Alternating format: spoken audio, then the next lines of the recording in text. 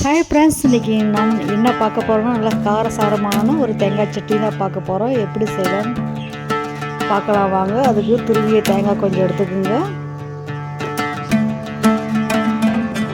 பச்சை மிளகாய் 4 போட்டுங்க.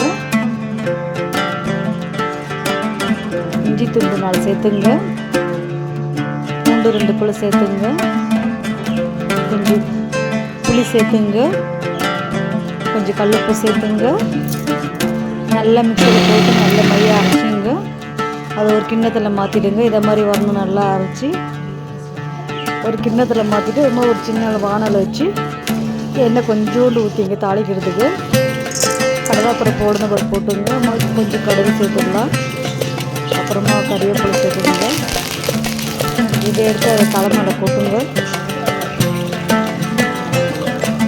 நல்லா கலக்கி விடுங்க.